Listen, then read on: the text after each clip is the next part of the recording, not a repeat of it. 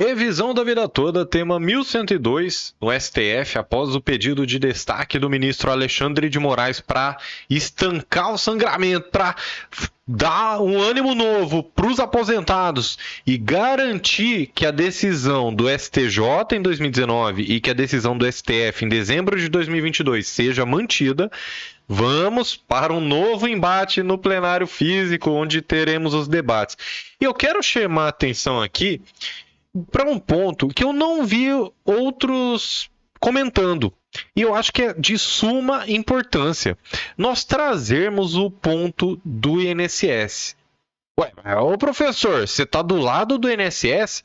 Pessoal, olha só, uma coisa é a AGU, a Advocacia Geral da União, que defende os interesses, né, da União, do governo federal. Tudo bem, você já sabe disso. Outra coisa é quem está na linha de frente ali no atendimento do INSS, é quem está com a barriga no balcão e, no final das contas, é quem, na prática, vai fazer os cálculos, né, para aumentar o seu benefício. É claro que os cálculos são feitos no processo, tanto por nós, quando nós entramos com o processo, quanto pelo contador judicial, né, vai para liquidação, vai tudo certinho. Só que, vocês lembram que um dos argumentos do INSS era falar que não tinha computador suficiente, era falar que não tinha servidor suficiente? Então, olha só, direto do julgamento da revisão da vida toda, isso não pode ser esquecido, porque senão a gente vai começar tudo de novo. Então, ó, presta atenção. João Osvaldo. E passo a palavra ao Dr. Luiz Fernando Silva, que falará pela Federação Nacional dos Sindicatos de Trabalhadores em Saúde, Trabalho, Previdência e Assistência Social. FENASPES. Pois não, doutor. Excelentíssima ministra Rosa Weber, presidente, na pessoa de quem saúdo os demais ministros e a ministra Carmen Lúcia, nesse momento não presente, excelentíssimo Procurador-Geral da República e demais colegas presentes e serventuários presentes ao julgamento. A FENASPES é uma entidade que representa os servidores do INSS, né? E o seu interesse em participar desse julgamento é exatamente para sublinhar determinados aspectos, determinados princípios que norteiam o regime previdenciário brasileiro, também princípios constitucionais que, a nosso ver, incidem sobre essa matéria, e que nos parece que vem sendo, pelo próprio INSS, esse é o sentimento dos servidores, solapados ano após ano. Eu diria que talvez os servidores, tanto quanto os segurados, são dos que mais sentem a obrigação de aplicar normas legais sabidamente inconstitucionais. E esse é um dos casos que nos parece bastante gritante. Os servidores doem na alma deles aplicar normas sabidamente inconstitucionais. Então, claro, você pode ter um episódio que foi mal atendido no INSS, tal, tudo bem, comenta aqui. Mas eu quero chamar a atenção que muitas vezes o servidor do INSS, ele estudou tanto para passar naquele concurso, para prestar um bom serviço, para ser um servidor público, servir ao público. E ele tem que aplicar, por quê? Porque tem normas, instrução normativa do INSS, tem norma interna, ele responde depois ao superior, ele toma a bronca, ele perde o bônus. Ou seja, o servidor do INSS, ele quer trabalhar. Então deixa ele trabalhar, pô.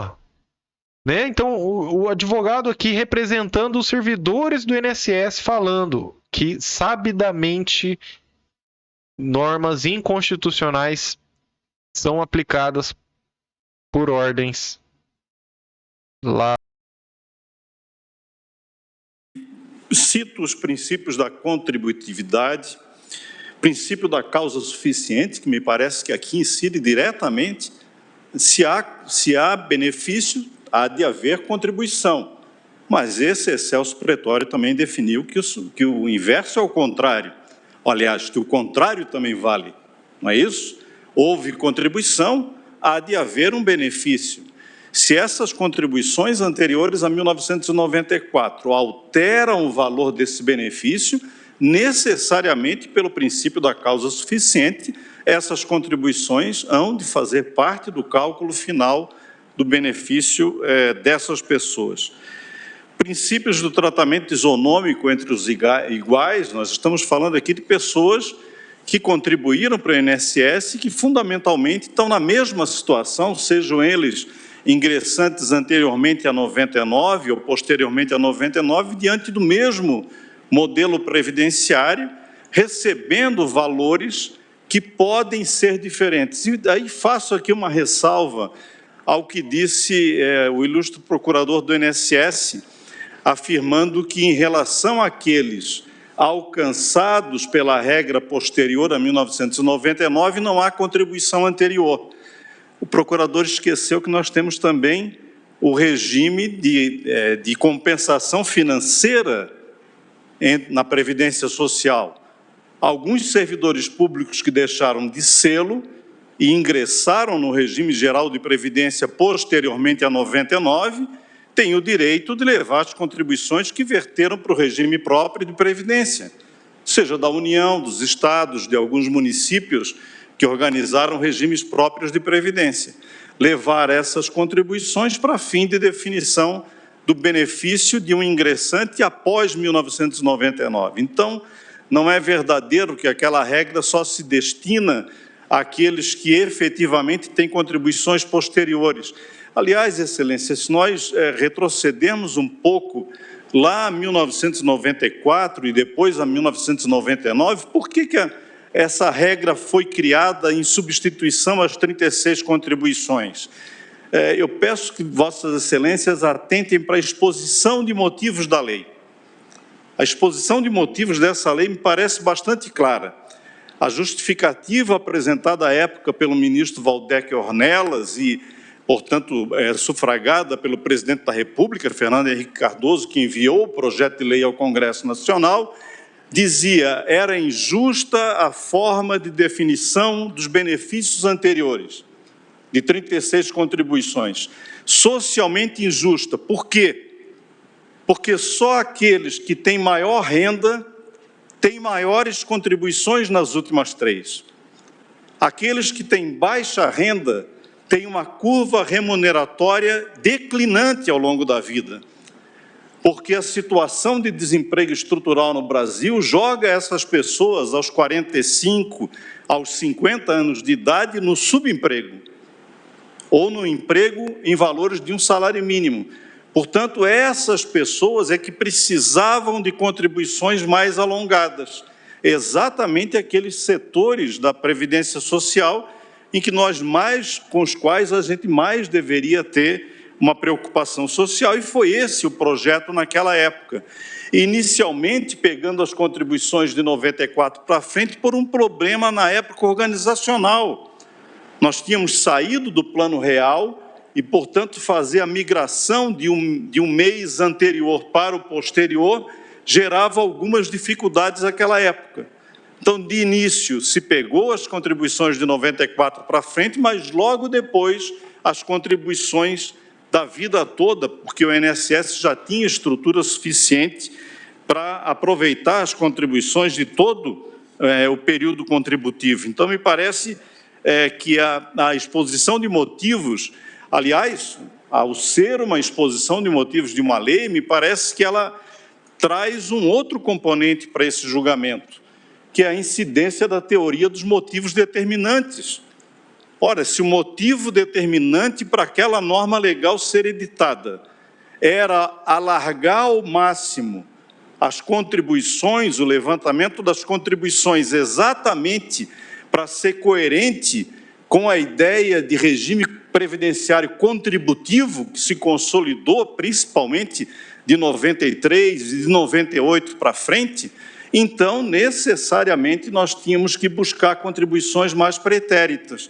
Ora, se foi esse o motivo determinante da norma, e está lá escrito na exposição de motivos que era esse o motivo determinante, então, esse motivo determinante haveria de ser respeitado em relação a todos quantos pudessem ser beneficiários dessa nova norma legal.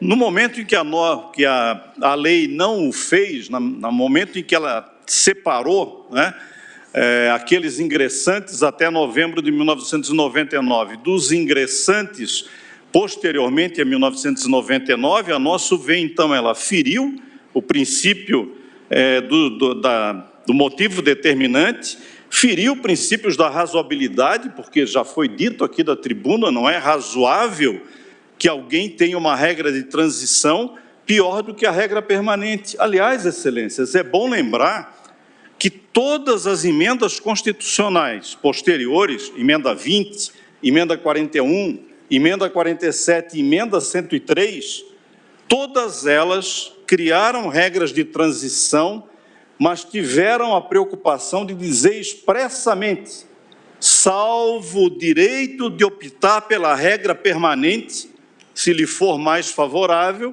vale determinada regra de transição. É isso que nós estamos julgando hoje. É exatamente a mesma coisa.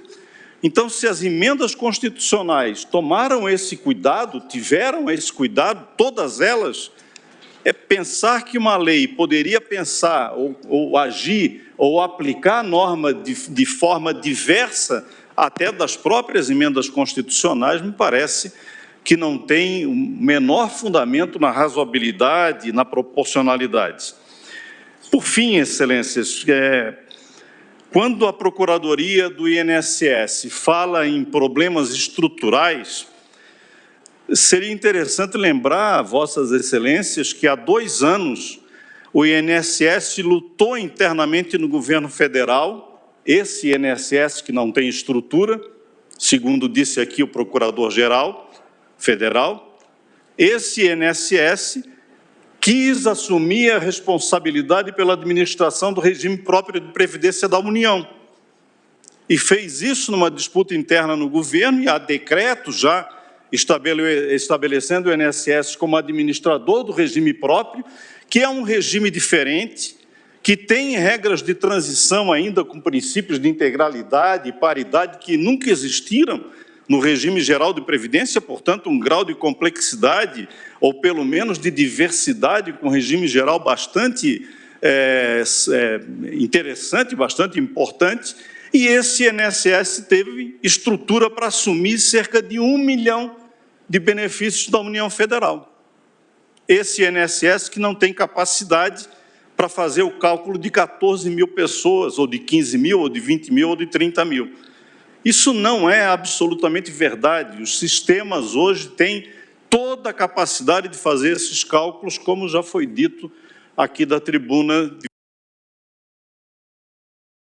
Muita gente não estava entendendo, do lado dos aposentados, eu tinha visto, é que assim, o INSS ele absorveu quem trabalhava na União, no regime da União, né, fez essa transição para o regime geral.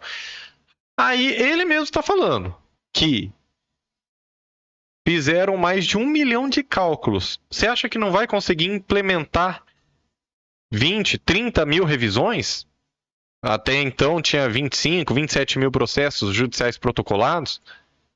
Hoje deve ter 30 no máximo. Muita gente não vai entrar com ação. Eu posso fazer live todo dia. Vai ter gente que não vai entrar com ação. Então, todos os argumentos do INSS caem por terra, segundo a própria Associação de Servidores do INSS. Olha aí, pessoal. Diversas vezes. Portanto, são as questões que nós gostaríamos de trazer em nome da FENASPES a apreciação de vossas excelências, acreditando que o resultado do julgamento em processo no plenário virtual dessa Corte se manterá, e esperando que a gente possa aí, com essa decisão do Supremo Tribunal Federal, fazer jus, né, e justiça a esse grupo de pessoas que foi injustiçada com um tratamento diferenciado que não nos parece ter qualquer balizamento nos princípios constitucionais da razoabilidade, da proporcionalidade e da finalidade. Obrigado e um bom final de trabalho para vossas excelências. Fernando Silva. E concedo a palavra ao doutor. Diante disso, pessoal, a gente vai vendo, né? Você fala, pô, professor Nakamura, entendi. Rapaz, de um lado, tá cercando aqui o direito dos aposentados, tem fundamento na Constituição, na lei, decisão do STF de 2013, decisão do STJ de 2019, outra decisão do STF de dezembro de 2022. Rapaz, e por que nós não tá recebendo? É isso que eu quero saber. Ministros do STF, por que não liberam pelo menos o reajuste mensal? Tá ganho, a causa tá ganha. Vocês estão discutindo modulação de atrasado? Vamos lá. Mas libera o reajuste mensal pro coitado do aposentado. Agora vem uma informação também muito importante aqui. Existem várias outras revisões que não precisam esperar a revisão da vida toda e não atrapalham a revisão da vida toda. Revisão da vida toda vai incluir contribuições anteriores ao 94, ponto. Aí tem vínculo que não está reconhecido da forma correta, tem tempo que você trabalhou sem carteira, tempo militar, tempo com insalubridade que não é reconhecido da forma correta pelo INSS, periculosidade, atividade concomitante, 2 empregos ao mesmo tempo, o STJ já bateu o martelo, já transitou em julgado, não subiu para o STF. Então, tem muita coisa para a gente trabalhar em cima, ainda bem. Ainda bem. Eu vejo muitos aposentados recebendo seu reajuste, seus atrasados, derivados de outras revisões. Mas com certeza a revisão da vida toda vai ajudar muitas pessoas. E pelo menos o reajuste mensal já dá um alívio, já dá um respiro. Eu vou na contramão dos outros advogados que só pensam nos atrasados. Tudo bem. A porcentagem dos atrasados, dos honorários. O advogado ele não tem que trabalhar de graça, não. Concordo, oxe. Eu sou o número 1 defensor da causa dos advogados aqui também. Não tem que trabalhar de graça mesmo, não. Mas, dado o contexto, nesse momento, vamos lutar pela liberação do reajuste imediato. Aí, quando tiver pauta para o plenário, no destaque, tudo certinho, aí vamos lá, discute os atrasados e tudo mais, show de bola. Vamos para cima, não tem problema nenhum.